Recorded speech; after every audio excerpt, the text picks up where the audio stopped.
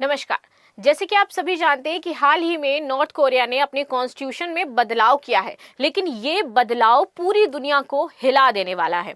जैसे कि आप देख ही सकते हो कि पीछे किम जोंग उन न्यूक्लियर अपने वॉरहेड्स लेकर के खड़े हुए हैं, परमाणु हथियार लेकर के खड़े हुए हैं, और इनके नए बदलाव में ये मेंशन है कि भैया अगर मेरा असैसिनेशन होता है या नॉर्थ कोरिया में रिजीम चेंज होती है तो पूरी दुनिया पे परमाणु हमला कर देना तुम।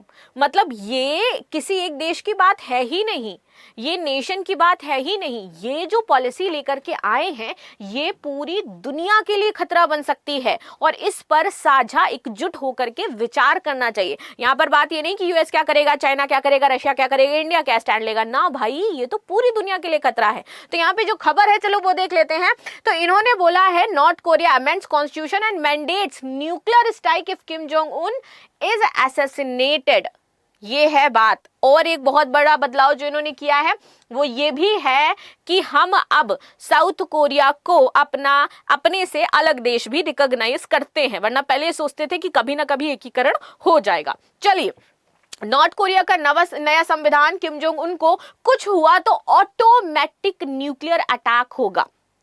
यहां पर किसी परमिशन, किसी भी चीज की जरूरत ही नहीं हो जाती है। तो किम जोंग उनकी रिजीम चेंज मतलब न्यूक्लियर हमला तुम जो है ना सोच भी नहीं सकते हो। ये डायरेक्ट यूएस को थ्रेट है, डायरेक्ट यूएस को बताया जा रहा है कि भाई तुम जीवन में भी नहीं सोच सकते हो हमारे यहाँ की रिजीम चेंज करने का, तुम्हारी तो औकात ही नहीं है रिजीम चेंज करने की। ऐसा हमने कॉन्स्टिट्यूशन ही बना दिया है। ये होते हैं डिक्टेटर्स। आपके वर्ड डिक्टेटर्स में अगर टॉप लिस्ट में किसी का नाम आएगा मुझे लगता है तो इनका अब आने वाला है। चलिए आगे आ जाते हैं। आगे बात करेंगे यहाँ पर कि प्रावधान में इन्होंने क्या बोला है और क्या क्या चीजें हैं। तो यहाँ पे ये आपको पता होगा कि भैया यूएस क्या कर रहा था, आजकल बहुत सारे देशों का रिजीम चेंज करने में जुटा हुआ है। उसने सबसे पहले तख्ता पलट किया यहाँ पर बांग्लादेश का। उसके बाद आप देखोगे कि बहुत सारे नेशंस हैं वहां पे, जब देखो तब तख्ता पलट ही करते रहते हैं। वेनेजुएला में मादुरो को इन्होंने उठा लिया, ग्रीनलैंड को इनको कैप्चर करना है अपने पावर को यूज करने के लिए, क्यूबा को ये चाहते हैं कि वहां का अपने रिजीम चेंज हो जाए, ठीक है। कनाडा को ये कहते रहते हैं 51th स्टेट आप हमारा बन जाओ आकर के। और साथ ही साथ अभी देखो ईरान में भी ये रिजीम चेंज करना चाहते थे, लेकिन वहां पर युद्ध ही चल रहा है।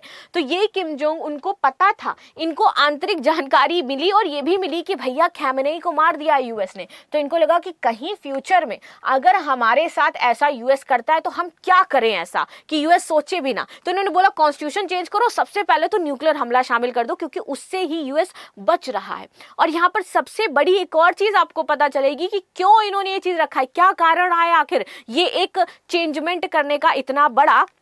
तो उसके पीछे के कारण भी आपको समझ आएंगे। उससे पहले हम ये देख लेते हैं भैया कि ये विश्व में न्यूक्लियर स्ट्रैटेजी आखिर है क्या। ये जो न्यूक्लियर स्ट्रैटेजी बना रहे हैं ये क्या पूरी दुनिया से हट करके न्यूक्लियर स्ट्रैटेजी फॉर्म कर रहे हैं? तो ये बात सच है, पूरी दुनिया में ऐसी कोई न्यूक्लियर स्ट्रैटेजी नहीं है जो ये कहती थी अभी तक, अब तो आ गई है, जो ये कहती थी कि अगर असैसिनेशन हो या फिर रिजीम चेंज करने का ट्राई किया जाए तो सीधा न्यूक्लियर हमला कर दो। अभी बात करते हैं प्रेजेंट समय में क्या है। न्यूक्लियर का अगर हम बात करें तो न्यूक्लियर स्ट्रैटेजी का मूल आधार ये होता है कि भैया आपको अपने दुश्मन से अपनी रक्षा करने के लिए आपके पास कुछ होना चाहिए, कि डरा के दिखाते रहो कि देखो मेरे पास ये है, अगर तुम करोगे तो हम ये कर देंगे। यूज नहीं करना है आपको, लेकिन यूज को लेकर के भी पॉलिसी है इसमें। जैसे कि अगर हम बात करें अभी तक तो फर्स्ट यूज को लेकर के पॉलिसी थी। कौन कौन से नेशन फॉलो करते हैं? अमेरिका, रूस, चीन, पाकिस्तान, इजराइल। उदाहरण नेशन मैं आपको ये बता रही हूं जो ये कहते हैं कि हम भैया पहले यूज कर सकते हैं, अगर तुमने हमारे ऊपर, हमारे यहां पर किसी भी प्रकार का एक ऐसा निंदनीय हमला कर दिया जो बर्दाश्त ही नहीं है। दूसरा यहाँ पर एक इंडिया है, बड़ा ही सॉवरेन नेशन हो जाता है, ये कहता है कि पहले हम मरेंगे बाद में हम मारेंगे। मुझे लगता है आज के टाइम में जैसा वर्ल्ड ऑर्डर चेंज हो रहा है, जैसे वर्ल्ड सिनेरियो चेंज हो रहे हैं, इंडिया को भी अपनी इस पॉलिसी को चेंज करना चाहिए। आपको नहीं लगता कि अब समय आ गया है कि भारत अपनी परमाणु नीति को चेंज करे? क्योंकि मुझे तो पर्सनली बहुत ऐसा फील हो रहा है और हर इंडियन को ये फील होना चाहिए कि हर तरफ युद्ध चल रहा है। हम देख रहे हैं रशिया यूक्रेन में, हमने देखा यूएस ने क्या किया, हम ईरान में देख रहे हैं यूएस क्या कर रहा है। अभी वो ताइवान के मुद्दे पर बातचीत होने वाली, यूएस क्या स्टेप लेगा, किस करवट उठ बैठेगा, नहीं पता है। तो इसलिए अपनी सुरक्षा अपने हाथ में है भाई। और पाकिस्तान ने बोला है कि हम पहले यूज कर सकते हैं, मतलब पहले पाकिस्तान हम पे हमला करेगा उसके बाद हम हमला करेंगे। खैर आगे आते हैं। Launch on warning automatic retaliation. अब ये तीसरा इन्होंने नियम लागू कर दिया है। तीसरा इन्होंने क्या किया, उदाहरण देश अब इस दिशा में बढ़ रहा है, that is Uttar Korea, one of the only nation इस पूरे वर्ल्ड में अभी तक सिर्फ उत्तर कोरिया है जिसने ये बोला कि अगर भैया आप कुछ भी ऐसा करते हो तो हम क्या करेंगे, हम लगातार तो अपने न्यूक्लियर हथियार बढ़ा ही रहे हैं, लॉन्च और वार्निंग और ऑटोमेटिक रिटेलिएशन की नीति हम अपना रहे हैं, हम कमांड सिस्टम को और तेज करेंगे, छिपा हुआ और ऑटोमेटेड हम इसको बना रहे हैं, नेतृत्व और देश पर खतरे पर ये अपने आप ही क्या हो जाएगा, आप पर हमला कर देगा। अब बात आ रही है जब इतने ही न्यूक्लियर पावर्स की, तो एक बार देख लेते हैं कि पूरी दुनिया में नेशंस के पास कितने कितने न्यूक्लियर वॉरहेड्स हो जाते हैं। यूनाइटेड स्टेट के पास सबसे ज्यादा है 5000 प्लस। अगर एक्चुअल देखें तो भैया देखो एक्चुअल नहीं है इसमें कुछ भी, आपको लग रहा हो ना कि ये डेटा लिखा ही एक्चुअल होगा, नेशंस बताते नहीं हैं। नेशंस एक आसपास का एक आंकड़ा देते हैं कि इतने होंगे हमारे पास। ये आपको जो दिखाई दे रहा है ना, ये आपको अगर लगता है एग्जैक्ट है तो this is not the exact number. Exact number nation नहीं रिवील करते हैं। क्या पता कि यूएस ने 1000 और बढ़ा ली हो, लेकिन वो दुनिया को दिखाने के लिए इतने बता रहा है। यूनाइटेड किंगडम के पास 225, फ्रांस के पास 290, इजराइल के पास 90 है, पाकिस्तान 170, इंडिया के पास 172, क्या पता पाकिस्तान के पास 180 हो चुके हो ना, बता रहा है। रशिया के पास अगर हम बात करें सबसे ज्यादा एक्चुअली रशिया के पास है, देन यूनाइटेड स्टेट्स के पास है, ये थोड़ा सा आप देख लेना, ठीक है। रशिया के पास 5580 है, ठीक है। अब इसमें भी नहीं पता कि ये कौन ज्यादा है और कितने बढ़ चुके हैं। चाइना के पास 600 एंड नॉर्थ कोरिया के पास 50 हो जाते हैं, कहा जाता है 50, लेकिन कई सोर्सेज ये भी कहते हैं कि 50 to 80 इनके पास न्यूक्लियर वॉरहेड्स हो जाते हैं। चलो आगे आ जाते हैं और समझते हैं कि ये जो इन्होंने कॉन्स्टिट्यूशन रिवाइज किया तब एक और बड़ी चीज करी। बड़ी चीज उन्होंने क्या करी, इन्होंने बोला कि भैया नॉर्थ कोरिया साउथ कोरिया अलग अलग हो जाता है और हम उसकी सीमाएं अब डिसाइड कर रहे हैं। हम अब कभी भी एक नहीं हो सकते हैं। जो कोरियाई पुनर्एकीकरण का कॉन्सेप्ट था, इससे संबंधित सारे संदर्भों को इन्होंने हटा दिया कि अब ऐसा कुछ भी नहीं है।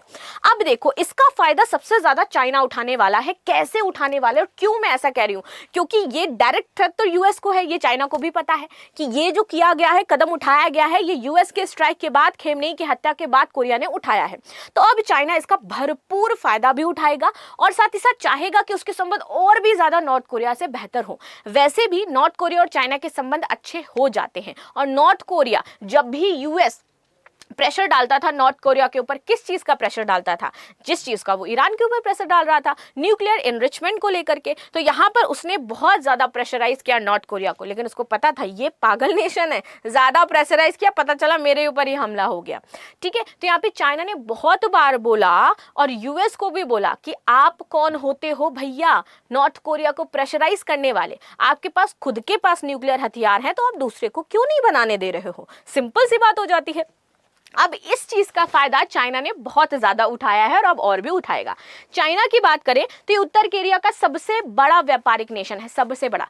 अगर आप देखो तो नॉर्थ कोरिया बहुत ज्यादा रिलेशंस नहीं रखता है देशों के साथ, बहुत कम रिलेशन है उसके देशों के साथ और बहुत ऐसा ओपेक टाइप का रहना पसंद करता है कि पूरा ज्यादा मुझे मित्रता नहीं चाहिए। लेकिन दो पावरफुल नेशन के साथ बेहतर मित्रता बना रखी है, एक चाइना और दूसरा रशिया, ठीक है। तो यहाँ पर सबसे बड़ा व्यापारिक साझेदार है, गुप्त राष्ट्र नीति है इनकी, पता ही नहीं है कि इनकी राष्ट्रनीति क्या है, ये कभी रिवील नहीं करते हैं।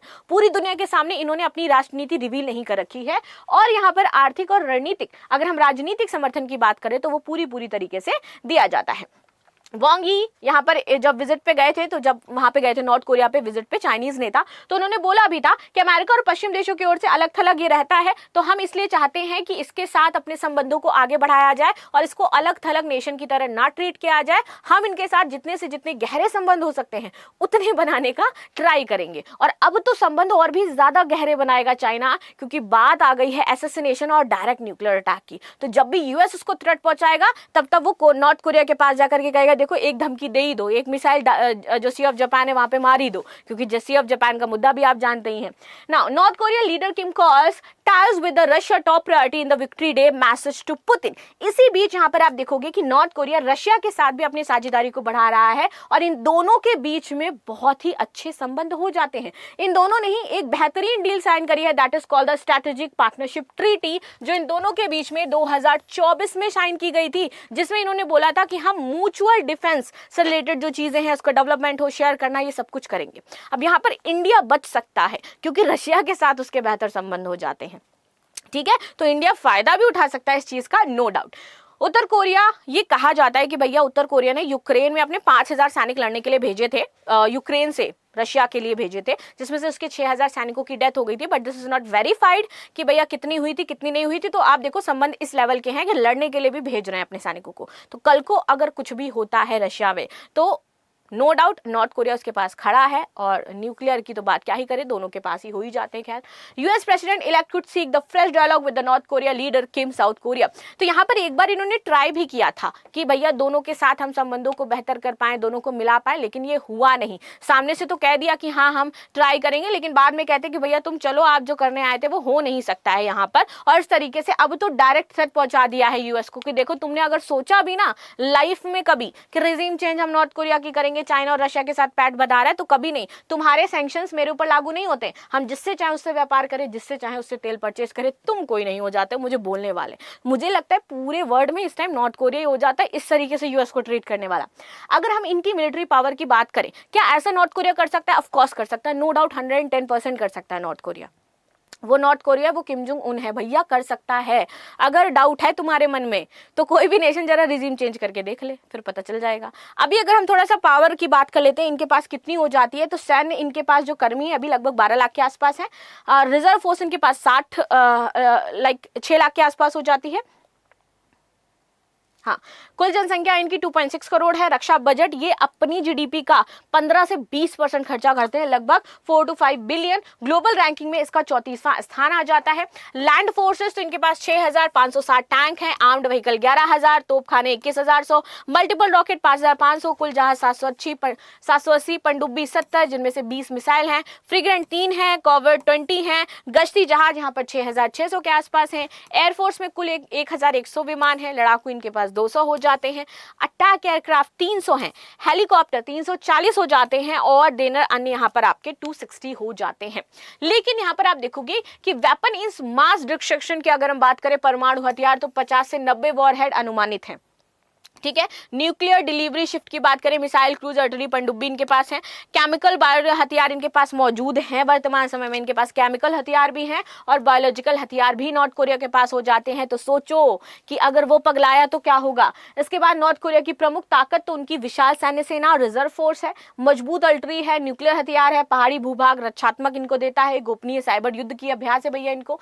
इनके पास चुनौती और कमजोरी है कि इनके पास टेक्नोलॉजी पुरानी है, इन्होंने नेशंस के साथ अपने आप को ये घुला मिले नहीं, तो ऑफ कोर्स इनके पास जो भी टेक्नोलॉजी है वो बहुत ही पुरानी हो जाती है, उपकरण इनके पास पुराने हो जाते हैं, इनके पास सीमित वायु और नौसैनिक क्षमता है, इनके पास वो बहुत आर्टिफिशियल इंटेलिजेंस और ये सारी चीजों की कमी है। आर्थिक प्रतिबंधों का बहुत ज्यादा प्रभाव है क्योंकि बहुत ज्यादा सैंक्शन इनके ऊपर लग रखे हैं, इस वजह से ईंधन और सप्लाई की कमी है, और अंतरराष्ट्रीय अलगाव जो इनको सबसे ज्यादा कमजोर बनाता है वो ये हो जाता है।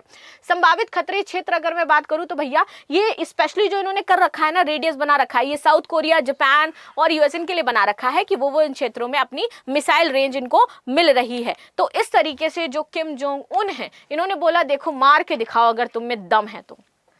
कौन मारेगा, कौन हमारे यहाँ की रिजीम चेंज करेगा। और ये एक नेशन की बात नहीं है, ये पूरी दुनिया के लिए खतरा है, पूरी दुनिया के लिए।